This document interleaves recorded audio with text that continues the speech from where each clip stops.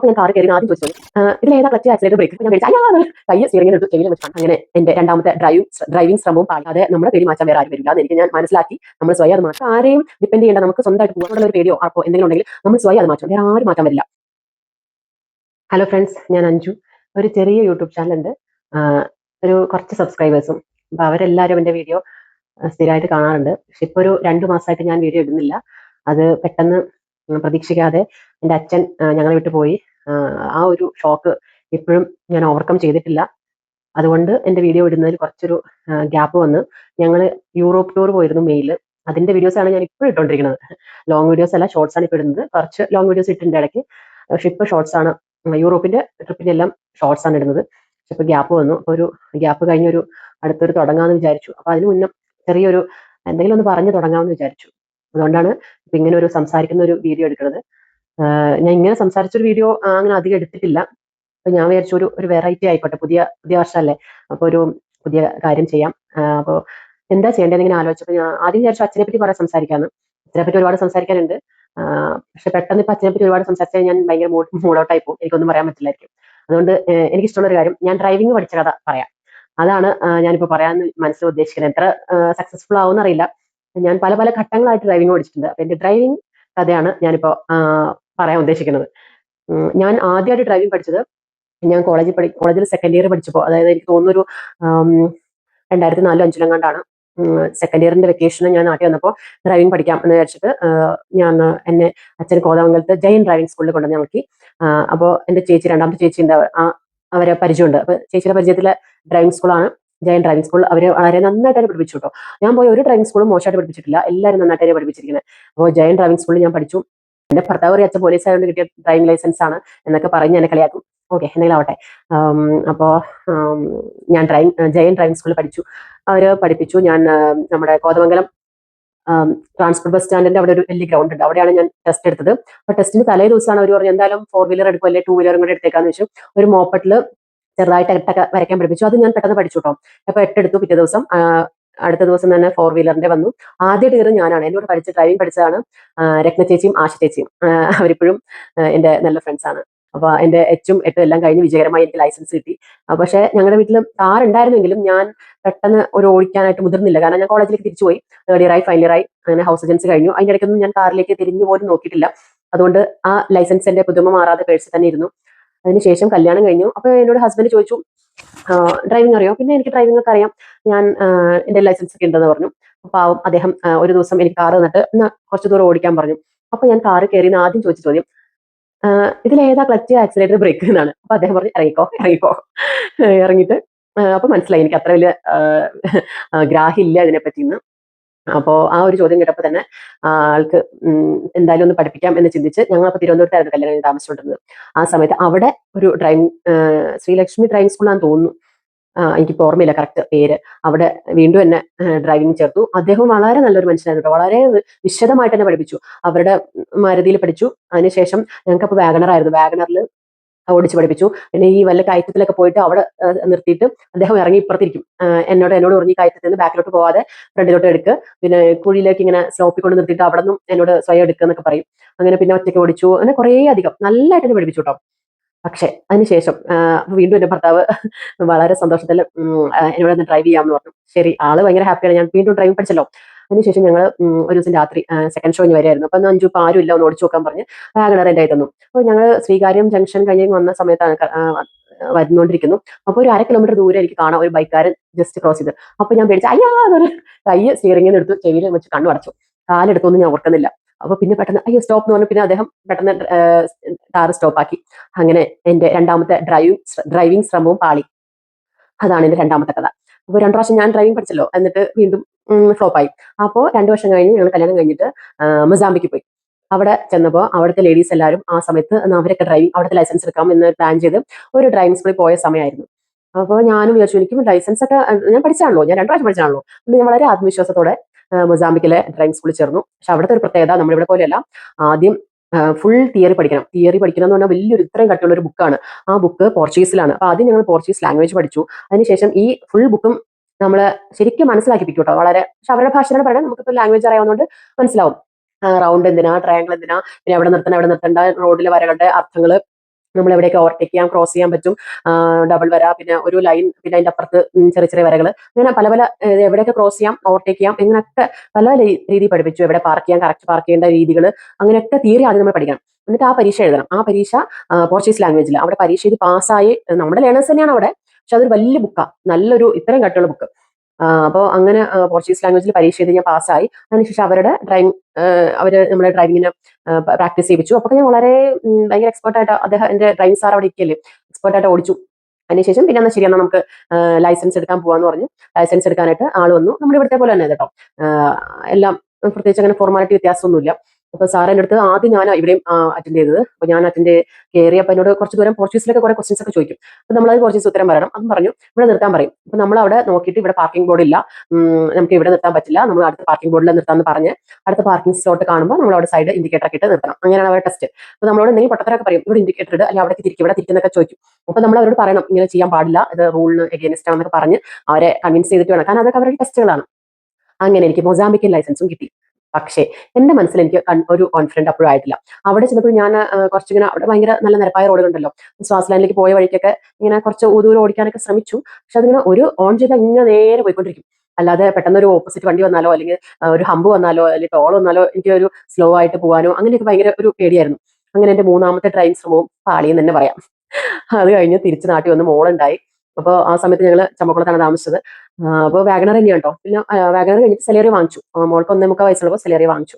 സെലേറി വാങ്ങിച്ചപ്പോൾ ആൾക്ക് വാഗണറിലേക്കുള്ള കുറച്ച് ശ്രദ്ധ കുറഞ്ഞല്ലോ. പൊതുവെ പഴയ വണ്ടിയോട് നമ്മൾ ശ്രദ്ധിക്കില്ല. അപ്പോൾ അങ്ങനെ ആയപ്പോൾ എന്നോട് പറഞ്ഞു, 5 ഇതിനകത്ത് ഡ്രൈവിംഗ് പഠിക്ക്, എന്തായാലും ആവശ്യമുണ്ട്, കാരണം അത് വീട് കുറച്ച് അകത്തേക്ക് ആയതുകൊണ്ട് രാത്രിയൊക്കെ ജോലി കഴിഞ്ഞ് വരുമ്പോൾ എന്തെങ്കിലും ആവശ്യമുണ്ടെങ്കിൽ വിളിച്ചാൽ കാറിൽ വരണം, സ്കൂട്ടറിൽ വരാൻ പറ്റില്ല. അങ്ങനെ കാര്യത്തിന് പറയാൻ എന്തായാലും പഠിക്കാൻ നിവർത്തിയില്ല. അവന് ഹസ്ബൻഡ് എന്നെ വളരെ നിർബന്ധിച്ചു. ഞാൻ പറഞ്ഞു എനിക്ക് അപ്പോഴും ഒരു ആത്മവിശ്വാസം ഉണ്ടായില്ല, എനിക്ക് ഇനിയും പഠിക്കും, 3 പ്രാവശ്യം പഠിച്ചു, അതും ഫ്ലോപ്പായി, ഇനി എന്താ പഠിക്കണേ ഞാനൊക്കെ ചിന്തിച്ചു. അപ്പൊ എന്തായാലും മോളെ ഒരു വർഷങ്ങൾ കടന്നുപോയി അങ്ങനെ അങ്ങനെ. അപ്പോൾ 3 വയസ്സ് കഴിഞ്ഞ് അടുത്ത LKG ചേർക്കാമെന്നുള്ള ഒരു സമയം വന്നപ്പോൾ സ്കൂളിൽ കൊച്ചിനെ ചേർത്താൽ പിന്നെ നമുക്ക് പെട്ടെന്നൊന്നും എന്റെ വീട്ടിലേക്ക് പോകാൻ പറ്റില്ല, നമ്മൾ സ്കൂളിൽ പോകേണ്ട കുട്ടികൾക്ക്. അപ്പൊ അതുകൊണ്ട് ആ വെക്കേഷന് എന്നോട് വീട്ടിൽ നമ്മൾ ഒരാഴ്ച നിൽക്കാൻ പോയപ്പോൾ എൻ്റെ അടുത്തൊരു വാഗണറും ഞാൻ ഇവിടെ തരുവാണ്. അപ്പൊ സെലേറി ആൾക്ക് പുതിയതായിട്ടുണ്ട്. അപ്പൊ വാഗണറും തന്നു, എന്നെയും വീട്ടിൽ കൊണ്ടിട്ട് പറഞ്ഞു ഒരാഴ്ച ഇവിടെ നിന്ന് പഠിച്ചിട്ട് വന്നാൽ മതി വീട്ടിലോട്ട്.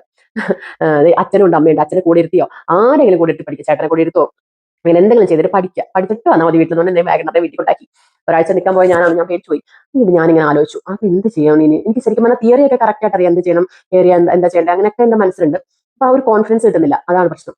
അപ്പൊ ഞാൻ തന്നെ രാത്രി കിടന്നപ്പോൾ ചോദിച്ചു, ഞാൻ അന്ന് പഠിച്ചിട്ടേ ഉള്ളൂ, എന്റെ മനസ്സിൽ ഞാൻ ആദ്യം മുൻകൂട്ടി തീരുമാനിക്കാം എന്തൊക്കെ ചെയ്യേണ്ടത്, കുറച്ച് ദൂരം ഓടിച്ചു നോക്കാം സ്വയം. വാഗണർ അത് നോർമൽ ഓട്ടോമാറ്റിക് അല്ല, മാനുവൽ ആണ്. അപ്പൊ അന്ന് ശരിയെന്ന് പറഞ്ഞിട്ട് നെക്സ്റ്റ് ഡേ രാവിലെ ഒരു 6:30 ഞാൻ എഴുന്നേറ്റു. ഞങ്ങളുടെ വീട് ഒരു സൈഡിൽ നിന്ന് കയറി ഇപ്പുറത്തെ സൈഡിൽ കറങ്ങി ഇങ്ങനെ വരാൻ പറ്റും. അത് ഒരു വേറെ റോഡിലോട്ട് കിടന്ന്, മെയിൻ റോഡിലോട്ട് കിടന്ന് അവിടെ നിന്ന് അകത്തേക്ക് റോഡിൽ അങ്ങനെ വീട്ടിലേക്ക് വരാൻ പറ്റുന്ന ഒരു സ്ഥലത്താണ്. അപ്പൊ ഞാൻ രാവിലെ 6:45 എഴുന്നേറ്റിട്ട് ഞാൻ അമ്മോട് പറഞ്ഞു, അമ്മ ഞാനൊന്ന് ഡ്രൈവ് ചെയ്ത് നോക്കിയിട്ട് വരാം. അപ്പൊ അമ്മ ഞെട്ടിപ്പോയി, നിനക്ക് ഡ്രൈവിംഗ് അറിയാവോ എന്നാ ചോദിക്കുന്നത്. അപ്പൊ ഞാൻ പറഞ്ഞു എനിക്ക് ഡ്രൈവിംഗ് അറിയാം, പക്ഷെ ഞാൻ അങ്ങനെ ഓടിച്ചിട്ടില്ല എന്നുള്ളൂ, അപ്പൊ ഞാൻ ഒന്ന് ശ്രമിച്ചു നോക്കട്ടെ എന്ന് പറഞ്ഞു. അപ്പൊ അമ്മയ്ക്ക് ഭയങ്കര ടെൻഷന്റെ പാർട്ടിയാണ്. അയ്യോ എന്നിട്ട് അമ്മ ഇങ്ങനെ കൈ കൂപ്പി നിന്നത്, ഞാൻ തിരിച്ചു വന്നവരെ കൈ കൂപ്പി തന്നെ നിന്നു. എന്തെങ്കിലും പറ്റുമെന്ന് അറിയില്ല. ഫസ്റ്റ് ഡേ ഞാൻ അച്ഛനെ കൊണ്ടുപോയില്ല, അതായത് ജസ്റ്റ് പതുക്കെ കയറിയിരുന്നു, സീറ്റ് ബെൽറ്റ് ഇട്ടു, എന്താ ചെയ്യേണ്ടതെന്ന് ആലോചിച്ചു, അങ്ങനെ അങ്ങനെ അങ്ങനെ ഓരോന്ന് ചെയ്ത് പതുക്കെ പുറത്തോട്ടിറക്കി. 6:45 ആയതുകൊണ്ട് അധികം ആൾക്കാരുണ്ടായിരുന്നില്ല. പിന്നെ അന്ന് ഇത്രയും വണ്ടികളും ഇല്ലായിരുന്നു ആ റോഡിൽ. 10 വർഷമായല്ലോ ഇപ്പം, മോളെ LKG ചേർക്കണതിന് ആ സമയമാണല്ലേ. അപ്പോ അങ്ങനെ പതുക്കെ ഇങ്ങനെ റൗണ്ട് ചെയ്ത് മെയിൻ റോഡിൽ കയറി. അപ്പോഴും വണ്ടികൾ കുറവായിരുന്നു. പിന്നെ കറങ്ങി എന്റെ വീട്ടിലോട്ട് തന്നെ കയറി. പക്ഷെ എനിക്ക് സത്യം പറഞ്ഞാൽ അപ്പൊ കിട്ടിയ ഒരു സന്തോഷം, ഇന്ന് ആ ഒരു ഭയങ്കര എന്തൊരു എനർജിയാണ് എനിക്ക് കിട്ടിയത്. ഞാൻ ഒറ്റയ്ക്ക് ഓടിച്ചു, ആരുടെ സഹായമില്ലാതെ ഓടിച്ചു. എനിക്ക് ഭയങ്കര സന്തോഷമായിരുന്നു, ഒരു പ്രത്യേക ഫീൽ. അപ്പൊ ഞാൻ വെച്ചാൽ ദിവസം ഇങ്ങനെ കുറച്ച് ദിവസം ഓടിച്ചു, കുറച്ച് നേരം ഓടിച്ചു നോക്കാം എന്നുള്ള ചിന്തിച്ചു. രണ്ടാമത്തെ ദിവസം അച്ഛൻ എന്നാൽ ഞാനൊന്ന് കൂടെ വന്ന് നോക്കാം, എങ്ങനെ ഓടിക്കാൻ നോക്കട്ടെ എന്ന് അച്ഛൻ വന്നു. അപ്പൊ ഞാൻ മെയിൻ റോഡിലോട്ട് കയറിയിട്ട് കുറച്ച് ദൂരം ഓടിച്ചു. ഇരുമലപ്പടിയിൽ അകത്തോട്ട് കയറണം, നെല്ലിക്കുഴി പോയിട്ട് തിരിച്ചു വന്നു. പക്ഷെ അച്ഛന് കുറച്ച് ഭയങ്കര പേടിയായി, പാവം. അച്ഛൻ തിരിച്ചു വന്നവരെ ഇങ്ങനെ ശ്വാസം അടക്കി പിടിച്ചിരിക്കുവാണ്. അപ്പൊ തിരിച്ചു വന്ന് നോർമലായിട്ട് ഞാൻ പാർക്ക് ചെയ്തപ്പോൾ അച്ഛൻ പറഞ്ഞു, കുഴപ്പമില്ല ഓടിക്കണ്ട, പക്ഷെ നാളെ മുതൽ ഞാൻ വരുന്നില്ല, അതെന്താ അച്ഛാ വരും പേടിയാണ്. എനിക്ക് പേടിച്ചു പോയി ഞാൻ എന്ന് പറഞ്ഞു. ഒന്നുമില്ല, അച്ഛൻ ടെൻഷൻ കാരണം പേടിച്ചു, ഞാൻ അത്ര ഓടിക്കുമെന്ന് അറിയില്ലല്ലോ. അതുകൊണ്ട് അങ്ങനെ രണ്ടാമത്തെ ദിവസം വലിയ കുഴപ്പമില്ലാതെ വിജയകരമായി. അങ്ങനെ മൂന്നാം ദിവസം ഞാൻ കുറുപ്പമ്പടി പോയി ഒടക്കാലിൽ നിന്ന്. പിന്നെ 4ാമത്തെ ദിവസം ഞാൻ ചെറുവട്ടൂർ പോയി. അങ്ങനെ ഒരാഴ്ച ഞാൻ ഒറ്റയ്ക്ക് ഓടിച്ച് എന്റെ മനസ്സിൽ ആ ഒരു നമ്മൾ ആ ഡ്രൈവിങ്ങിനോടുള്ള ഒരു എന്താ പറയാ, എന്തൊരു സാധനം, ഡ്രൈവിംഗ് പേടിയാണെന്നുള്ള മനസ്സിലുള്ള ആ ഒരു ചിന്ത ഞാൻ മാറ്റി. ഞാൻ സ്വയം മാറ്റി, വേറെ ആരുമില്ല. ഹസ്ബൻഡ് എന്നെ നിർബന്ധിച്ച് പഠിക്കാനായിട്ടും അത്രയും ഫോഴ്സ് ചെയ്തു. പക്ഷെ എന്റെ മനസ്സിലെ പേടി ഞാൻ സ്വയം മാറ്റി. അല്ലാതെ നമ്മളെ പേടി മാറ്റാൻ വേറെ ആരും വരില്ല എന്ന് എനിക്ക് ഞാൻ മനസ്സിലാക്കി. നമ്മൾ സ്വയം അത് മാറ്റണം എന്ന് ചിന്തിച്ച് അങ്ങനെ ഒരാഴ്ച കൊണ്ട് ഞാൻ വലിയ കുഴപ്പമില്ലാതെ ഓടിച്ചു. അതിനുശേഷം പിന്നെ തിരിച്ച് ചമ്പക്കുളത്ത് പോയി. ഹസ്ബൻഡിന്റെ വീട്ടിൽ പോയപ്പോൾ അവിടെയും കുറച്ചൊരു bus stop, main bus stop, bus stand തൊട്ടടുത്ത് വരെ ബസ് വരും. അതല്ലാതെ മെയിൻ പൂപ്പള്ളി ബസ് സ്റ്റോപ്പ് കഴിഞ്ഞ് കുറച്ച് അകത്തേക്ക് 4 കിലോമീറ്റർ ഉണ്ട്. അപ്പോൾ നമ്മൾ ചങ്ങനാശ്ശേരി ആലപ്പുഴ ബസ് വരികയാണെങ്കിൽ ഈ പൂപ്പള്ളി ഇറങ്ങിയിട്ട് അകത്തേക്ക് പോകണം. അന്നൊന്നും നമ്മൾ ഫ്രീക്വന്റ് ആയിട്ട് കാർ എടുക്കില്ലായിരുന്നല്ലോ. അപ്പോൾ അവിടം വരെ 2 വട്ടം ഓടിച്ചു. അപ്പോഴാണ് മോളെ സ്കൂളിൽ ചേർത്തു LKG. അപ്പോൾ ഞാൻ ക്ലിനിക്കും തുടങ്ങി അതിന്റെ തൊട്ടടുത്തായിട്ട്. അപ്പോൾ ഡെയിലി ഞാൻ കൊച്ചിനെയും കൊണ്ട് സ്കൂളിൽ വിട്ടിട്ട് ഞാൻ ക്ലിനിക്കിൽ പോകാനായിട്ട് റോഡിൽ പാർക്ക് ചെയ്യും. കുറച്ചകത്തേക്ക് പാടത്തിന്റെ സൈഡിൽ കൂടെ വഴിയാണ്, അല്ല കനാലിന്റെ സൈഡിൽ അവിടെ കാർ പോവില്ല. അപ്പോൾ ഞാൻ റോഡിൽ പാർക്ക് ചെയ്തിട്ട് ക്ലിനിക്കിൽ പോയി തിരിച്ചു വന്ന് കാർ എടുത്ത് സ്കൂളിൽ പോയി മോളെ വിളിച്ച് തിരിച്ചു വീട്ടിൽ പോകും. അങ്ങനെ LKG UKG ഡെയിലി എന്ന് പറഞ്ഞാൽ ഡെയിലി ഓടിച്ചു. അപ്പൊ അതിന്റെ ഇടയ്ക്കൊക്കെ 1-2 വർഷം ഞാൻ ആലപ്പുഴ ടൗണിലേക്ക് കൊണ്ടുപോയി. വലിയ കുഴപ്പമില്ലാതെ ടൗണിലേക്ക് ഓടിക്കാനും പാർക്ക് ചെയ്യാനൊക്കെ ഞാൻ പഠിച്ചു. അങ്ങനെ 2 വർഷം ഡെയിലി ഓടിച്ചത് കൊണ്ടാണ് എനിക്ക് നല്ല ഒരു ഇത് അറിയാമെന്ന് ഞാൻ സ്വയം മനസ്സിലാക്കിയത്. കുറച്ചധികം വിശ്വാസം എന്നെപ്പറ്റി തന്നെ ഞാൻ ഡ്രൈവ് ചെയ്യുമെന്ന് എനിക്ക് തോന്നി. അത് കഴിഞ്ഞിട്ട് ഞങ്ങൾ തൃപ്പൂണിത്തുറയിലോട്ട് മാറി. തൃപ്പൂണിത്തുറയിൽ ഫസ്റ്റ് മോൾ 1-ാം ക്ലാസ്സിലായിരുന്നപ്പോൾ ഇങ്ങോട്ടേക്ക് മാറിയെങ്കിലും ആ വർഷം എനിക്ക് ഓടിക്കാൻ പറ്റിയില്ല. കാരണം ഞങ്ങൾ അപ്പോൾ റെന്റിനായിരുന്നു താമസിച്ചത്, വീട് പണിയായിരുന്നു. ആ സ്ഥലത്ത് കുറച്ച് പുറത്തോട്ട് എടുക്കാനൊക്കെ കുറച്ച് ബുദ്ധിമുട്ടുള്ളതുകൊണ്ട് ഇടുങ്ങിയ ഏരിയ ആയിരുന്നു. ആ ഒരു വർഷം ഫുള്ള് ഞാൻ ഓടിച്ചില്ല. സ്കൂട്ടറിൽ തന്നെ എന്തെങ്കിലും ആവശ്യത്തിന് സ്കൂട്ടർ എടുക്കും, അത്രേ ഉള്ളൂ. പിന്നെ രണ്ടാമത്തെ വർഷമായപ്പോൾ, അതായത് 2017-18 ആ സമയമാണ് ഇപ്പോൾ, പിന്നെ കുറച്ചൊക്കെ ഓടിക്കാൻ തുടങ്ങി. അപ്പോൾ ഞങ്ങളുടെ പുതിയ വീട്ടിലേക്ക് മാറിയപ്പോൾ നമുക്ക് വിശാലമായ ഗേറ്റ്, ഭർത്താവ് ബുദ്ധിപൂർവ്വം വലിയ ഗേറ്റ് വെച്ചു. സാധാരണ വീടുകളിൽ കാണുന്നേക്കാളും വളരെ വീതിയുള്ള ഗേറ്റാണ്. അത് ശരിക്കും പറഞ്ഞാൽ നല്ലതായി. കാരണം നമുക്കൊരു ഒന്ന് വളയ്ക്കണോ തിരിക്കണോ, പുറത്തെ റോഡിന് വീതി കുറവാണ്. അപ്പോൾ നമ്മുടെ ഗേറ്റിന് വീതി ഉണ്ടെങ്കിലാണ് നമുക്ക് എന്തെങ്കിലും ഒരു ചെറിയ വളച്ച് കയറ്റാനോ അല്ലെങ്കിൽ വലിയ വണ്ടി വന്നാൽ അകത്തേക്ക് കയറ്റാനൊക്കെ പറ്റുള്ളൂ. അപ്പൊ അങ്ങനെ ബുദ്ധിപൂർവ്വം അന്നേ ചെയ്തുകൊണ്ട് ഇപ്പൊ ഞങ്ങൾക്ക് വലിയ വണ്ടി വാങ്ങിച്ചപ്പോൾ ബുദ്ധിമുട്ടില്ലാതെ അകത്തേക്ക് കയറാൻ പറ്റും. നല്ല കർവിലാണ് അദ്ദേഹം ആ ഒരു ചിന്തയിൽ ചെയ്തത്. അപ്പൊ ഞാൻ വാഗണർ സെലേറിയോ എടുക്കാൻ തുടങ്ങി. വാഗണർ പതുക്കെ ഒന്ന് സൈഡാക്കി. അപ്പൊ ഓട്ടോമാറ്റിക് സെലേറിയാണല്ലോ, അത് ഓടിക്കുമ്പോൾ നമ്മൾ മാനുവലിനേക്കാളും ആ ഒരു ഓട്ടോമാറ്റിക്കിന്റെ സുഖം പിടിച്ചാൽ പിന്നെ അതല്ലേ എടുക്കുള്ളൂ. അങ്ങനെ സെലേറിയോ അത്യാവശ്യം കുഴപ്പമില്ലാണ്ട് ഓടിക്കാൻ തുടങ്ങി. അപ്പൊ എന്തെങ്കിലും ആവശ്യത്തിനൊക്കെ ഞാൻ പലവട്ടം സെലേറിയോ എടുത്തിട്ടുണ്ട്. അപ്പൊ ആലപ്പുഴയ്ക്ക് 1-2 വട്ടം ഓടിച്ചു ആ സമയത്ത് കേട്ടോ. എന്റെ വീട് ഓടക്കാലേക്ക് ഓടിച്ചു. തൃപ്പൂണിത്തുറയിൽ നിന്ന് 45 കിലോമീറ്റർ, ആലപ്പുഴയ്ക്ക് ഒരു 100 കിലോമീറ്റർ, 70 കിലോമീറ്റർ അങ്ങോട്ടേക്ക് ഓടിച്ചു. അപ്പൊ ഈ 2-3 വർഷത്തിനുള്ള അങ്ങനെയൊക്കെ ഓടിച്ചു. അപ്പോൾ അതിനുശേഷം കുഴപ്പമില്ലാതെ ഡ്രൈവ് ചെയ്യും എന്ന് എനിക്ക് തോന്നി. എനിക്ക് സ്വയം തോന്നിയതാട്ടെ, വേറെ ആരും സർട്ടിഫിക്കറ്റ് തന്നിട്ടില്ല. പിന്നെ എന്റെ മോളുടെ കൂടെ ഇരുന്ന് ഞാൻ ഡ്രൈവ് ചെയ്യുമ്പോഴാണ് ഞാൻ ഏറ്റവും നല്ല ബെസ്റ്റ് ഡ്രൈവറാന്ന് എനിക്കെന്ന് തോന്നുന്നു. കാരണം എന്നെ ജഡ്ജ് ചെയ്യാനോ ഇങ്ങനെ ചെയ്യുന്ന പറയാനോ മോൾക്ക് അറിയില്ലല്ലോ. അതുകൊണ്ട് ഞാനും മോളും കൂടെ ഒറ്റയ്ക്ക് യാത്ര ചെയ്യുമ്പോൾ ഞാൻ വളരെയധികം ഹാപ്പി ആയിട്ട് എൻജോയ് ചെയ്തിട്ട് ഞങ്ങൾ രണ്ടുപേരും ഡ്രൈവ് ചെയ്യും. പക്ഷെ ഞാൻ ഏറ്റവും മോശം ഡ്രൈവറാന്ന് തോന്നുന്നു എന്റെ ഭർത്താവിന്റെ കൂടെ തന്നെ ഇരിക്കുമ്പോൾ. കാരണം ആൾക്ക് റൂൾസ് ഭയങ്കരമായിട്ട് ഫോളോ ചെയ്യണം. എന്താ ട്രാഫിക് റൂൾ അനുസരിച്ചാണ് ഹസ്ബൻഡ് ഓടിക്കുള്ളൂ. അതനുസരിച്ച് നമ്മളെ അതുപോലെ തന്നെ ഓടിക്കണം. നമ്മളെല്ലാവരും അതുപോലെ തന്നെ ചെയ്യേണ്ട കാര്യം അങ്ങനെയാണ് ചെയ്യേണ്ടത്. നമ്മൾ പെഡസ്ട്രിയൻ ക്രോസിംഗ് കാണുമ്പോൾ അവിടെ നിർത്തണം, അല്ലെങ്കിൽ പെട്ടെന്ന് സഡൻ ബ്രേക്ക് ഇടരുത്. അങ്ങനെ പിന്നെ വഴി തെറ്റിച്ച് വരുന്നവരെയൊക്കെ നമ്മളങ്ങനെ കറക്റ്റ് റൂൾ അനുസരിച്ച് മാത്രമാണ് അദ്ദേഹം ഓടിക്കുള്ളൂ. അതുപോലെ തന്നെ എവിടെയും ഓടിക്കാനായിട്ട് പറയുമല്ല, അങ്ങനെ തന്നെ ഓടിക്കാൻ പാടുള്ളൂ എന്ന് നിർബന്ധമായിട്ട് പറഞ്ഞിട്ടുണ്ട്. അപ്പൊ ഞാൻ മാക്സിമം എല്ലാം റൂൾ അനുസരിച്ച് തന്നെ ഓടിക്കാറുള്ളൂ. അങ്ങനെ കുഴപ്പമില്ലാതെ ഇപ്പൊ ഓടിച്ചു പോകുന്നു. ഇപ്പൊ വീണ്ടും പുതിയ ഒരു 2 വർഷമായിട്ട് പുതിയ കാർ വാങ്ങി, ഇന്നോവ ഹൈക്രോസ് ഹൈബ്രിഡ്. അതും കുറച്ച് 1-2 വട്ടം ഞാൻ ഓടിച്ചിട്ടുണ്ട്. പക്ഷെ പുതുമ മാറാത്തത് കൊണ്ട് എന്റെ കയ്യിലേക്ക് ഫുള്ളായിട്ട് ഭർത്താവ് തന്നിട്ടില്ല. കുറച്ച് പുതുമ മാറിയിട്ട് വേണം എനിക്ക് അതിൽ കുറച്ച് പരീക്ഷണങ്ങളൊക്കെ നടത്താൻ. ഇപ്പൊ സെലേറിയോ പൂർണ്ണമായിട്ടും എന്റെ കസ്റ്റഡിയിലാണ്, ഞാനാണ് ഇപ്പൊ അത് ഓടിക്കുന്നത്. ഒരിടയ്ക്കൊക്കെ ഞാൻ സെലേറിയോ കാർ ഡ്രൈവ് ചെയ്ത് എവിടെയെങ്കിലൊക്കെ പോകുമ്പോഴായിരുന്നു ഈശ്വര, ഞാൻ ഈ ലോകത്ത് ജീവിച്ചിരിപ്പുണ്ടല്ലോ, ഇപ്പോഴും എന്റെ എക്സിസ്റ്റൻസ് എനിക്ക് ഫീൽ ചെയ്യണത് ഞാൻ ഡ്രൈവ് ചെയ്യുമ്പോഴായിരുന്നു. പിന്നെ ഒരു ഫീമെയിൽ ഡ്രൈവ് ചെയ്യുമ്പോൾ കിട്ടുന്ന എന്തൊക്കെ പോസിറ്റീവ് ആയിട്ടുള്ള കാര്യങ്ങൾ നമുക്ക് ഉണ്ടെന്ന് ഞാൻ ഡ്രൈവിംഗ് പഠിച്ച ശേഷമാണ് മനസ്സിലാക്കിയത്. അതിന് ഞാൻ എന്റെ ഹസ്ബൻഡിനോട് വളരെയധികം നന്ദി. ഇപ്പോഴും അന്നും ഇന്നും എന്നും ഉള്ളവളായിരിക്കും. കാരണം എന്നെ ഡ്രൈവ് ചെയ്യാൻ ഭയങ്കരമായിട്ട് നിർബന്ധിച്ച്, ഫോഴ്സ് ചെയ്ത് എന്നെ നിർബന്ധിച്ച് ഡ്രൈവ് ചെയ്യിപ്പിച്ചതിന്. കാരണം എന്തൊക്കെ പ്രയോജനങ്ങളാണ്. നമുക്ക് ആരും ഡിപ്പെൻഡ് ചെയ്യേണ്ട, നമുക്ക് ഇഷ്ടമുള്ളടത്ത് പോകാൻ വരാം, ഷോപ്പിങ്ങിന് പോകണോ പോവാം, വരണോ വരാം, നമുക്ക് നമ്മുടെ സ്വന്തം വീട്ടിൽ പാരന്റ്സിനെ കാണാൻ പോകണോ നമുക്ക് നമ്മുടെ വണ്ടി എടുത്ത് പോവാം.